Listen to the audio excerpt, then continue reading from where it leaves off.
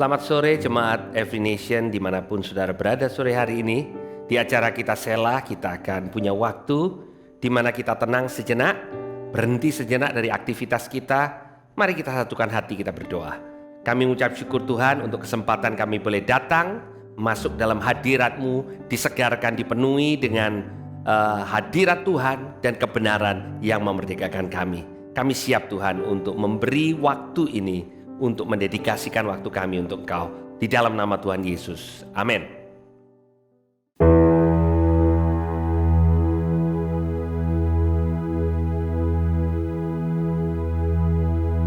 Ku menyembah dalam kudus hadirat-Mu, hampiri tata kasih karunia-Mu Bapa.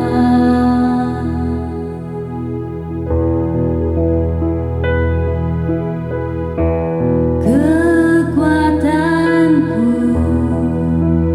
hanya dalam hadirat-Mu,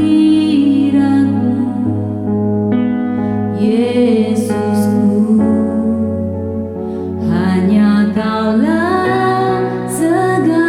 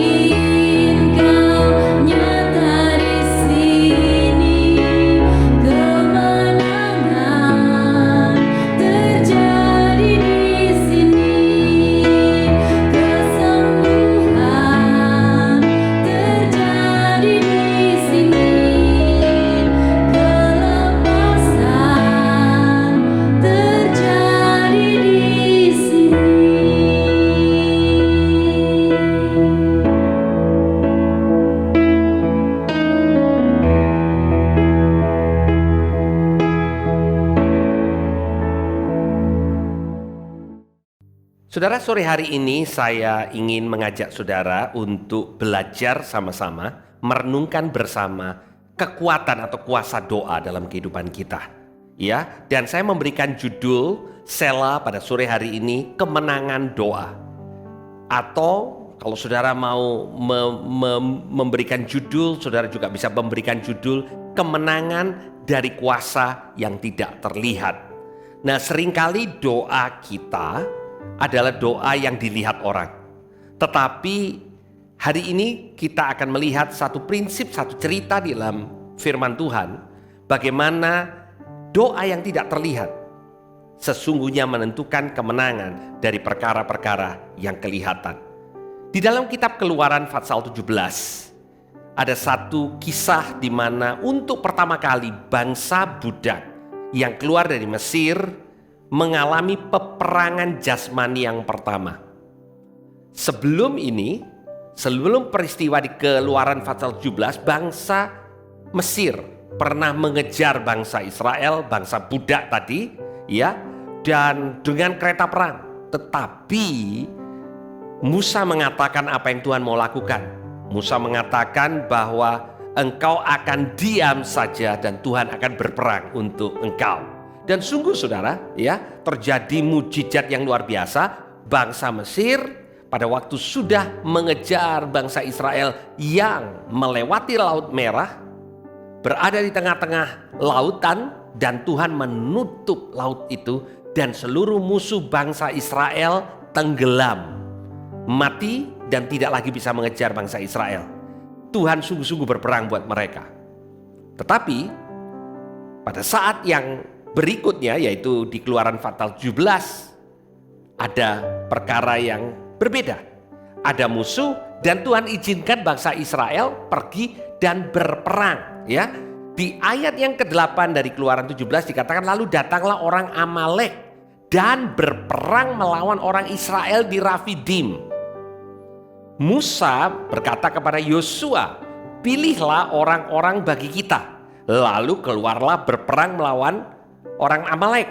Besok aku akan berdiri di puncak bukit itu dengan memegang tongkat Allah di tanganku. Nah, Musa melakukan pembagian tugas yang sangat spesifik. Pertama untuk Yosua. Yosua ini panglima perangnya. Yosua diminta untuk memilih orang-orang. Artinya saudara, siapa yang maju berperang itu penting adalah orang-orang yang bisa perang. Dengan kata lain, untuk hal yang kita lewati hari-hari ini, saudara, kemampuan kita itu penting, saudara. Ada orang Kristen yang ekstrim yang mengatakan kalau Tuhan di pihak kita, saya nggak punya kemampuan, nggak ada masalah. Dan orang yang semacam itu akhirnya malas, tidak pernah memperkaya diri, mengupgrade dirinya dan mengatakan kan yang penting Tuhan. Benar saudara, kita akan melihat pentingnya Tuhan. Tetapi kalau saudara melihat apa yang Musa perintahkan kepada Yosua, dia katakan pilih orang. Jadi orang-orang yang maju berperang kepada orang-orang Amalek bukan orang sembarangan, orang pilihan. Dan akhirnya mereka keluar. Dan kemudian Musa mengatakan, aku akan berdiri di puncak bukit, memegang tongkat Allah di tanganku. Di ayat yang ke-10 dikatakan, lalu Yosua melakukan seperti yang dikatakan Musa kepadanya dan berperang melawan orang Amalek. Tetapi Musa, Harun, dan Hur telah naik ke puncak bukit. Saudara, sebelum peperangan yang real secara fisik terjadi di mana Yosua berperang melawan Amalek, Musa, Harun, dan Hur sudah terlebih dahulu melakukan peperangan di dalam doa mereka di atas bukit. Dan ini yang tidak terlihat. Terjadi peperangan, kalau saudara melihat peperangan pada zaman itu, ada suara karena gesekan antara perisai dengan pedang, dengan tombak, ya, pedang dengan pedang, suaranya hiruk pikuk.